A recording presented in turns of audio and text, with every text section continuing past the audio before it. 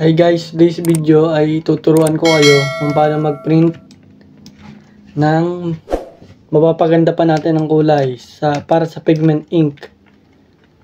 Tuturo ko sa inyo kung paano itama ang kulay nito. So, ang gagamitin kong picture ay itong one piece tsaka itong picture ng mga tao. So, tuturo ko sa inyo ang tamang pagtatama ng kulay. Dahil karamihan sa atin nagpiprint ay medyo greenish daw ang kulay. So, yun, ituturo ko sa inyo. So, pakita ko muna ang aking workstation at ang aking gagamitin na printer. So, ito po yung aking workstation. Yan, simple lang po. Tapos ito po yung aking printer. Epson 3210 po. Tapos ang gamit ko pong ink ay Kuyi na black, Hansol po na yellow, magenta, and cyan. Yan. Yan po ang combination ng kulay ko. Pero pwede din naman pong puro Kuyi. Pero pwede din pong puro Hansol. Pero sa pag-research ko po, mas maganda po ang combination na to. Pero dun po sa isa kong printer, puro Kuyi po ang gamit ko doon. So, yung ituturo ko po na setting sa inyo ay pwede din pong gumana sa Kuyi, puro Kuyi, at puro Hansol. So, start na po tayo. So, guys, nandito na po tayo sa computer. So, ipiprint ko na po ito. Yan, ipiprint ko na po itong lupi at itong mga tao. So, ang gagamitin ko pong settings muna ay yung wala pang timpla sa kulay. So, ulitin ko po, Hansol po ang gamit ko and Kuyi na black. Tatlong Hansol, yung magenta, yellow, and cyan, and black na Kuyi.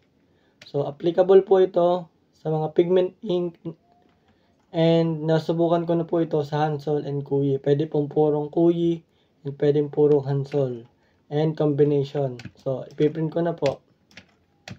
And kadalasan po pala pag dye ink, wala naman pong configuration sa kulay. Maganda na pong output.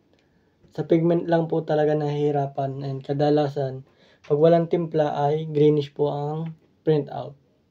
So, ito po, ipiprint ko na po. Sa A4 size, and then ang gamit ko po ay ito po.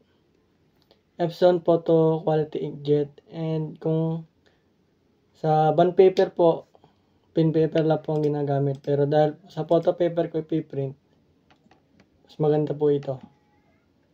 And wala yan. Wala pa pong timpla. Naka-automatic pa lang po. So, print ko na po. So, pakita ko po sa inyo.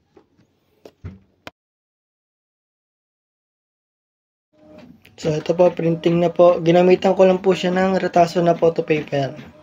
Yung magkakasya po yung ating image. So, antayin lang po natin. So, ito po yung aking workstation. Yan, napakaliit. Yan. So, ulitin ko po, ang gamit ko po ay Epson 3210. Yan. Gamit kong ink ay pigment po, Kuyi na black, and tatlong Hansol.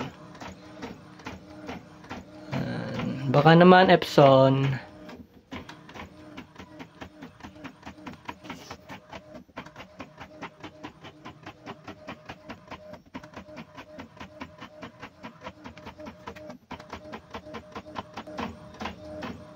And guys, so makikita nyo, nalabas na po yung image.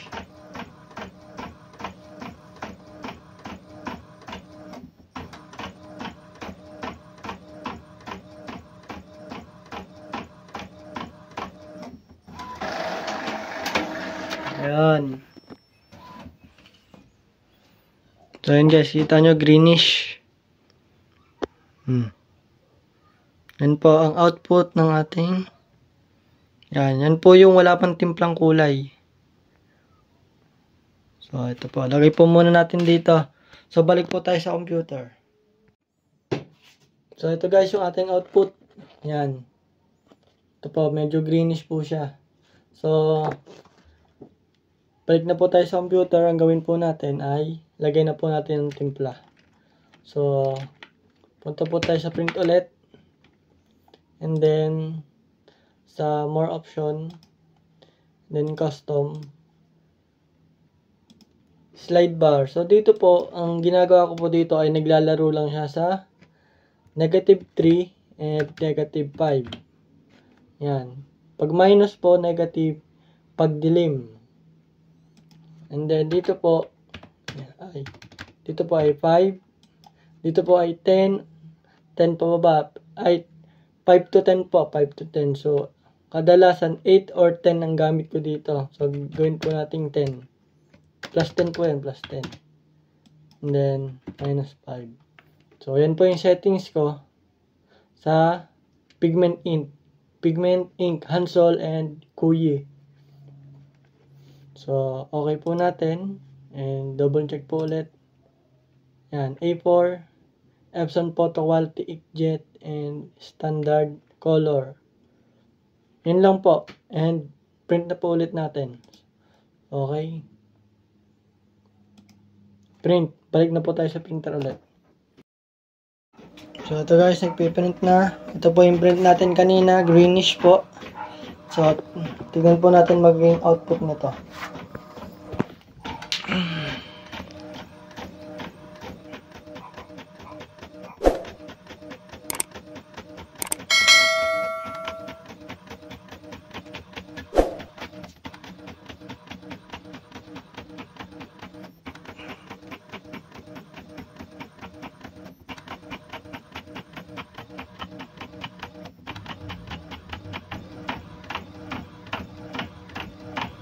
So ito guys, lumabas na.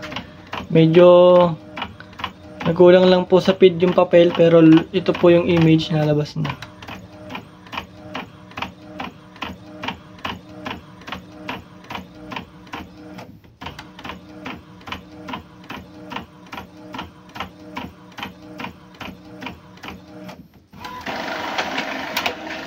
Yun. So yun guys.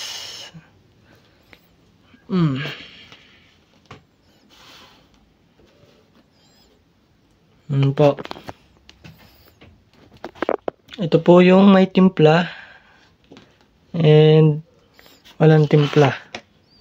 Yun guys, ang pagkakaiba.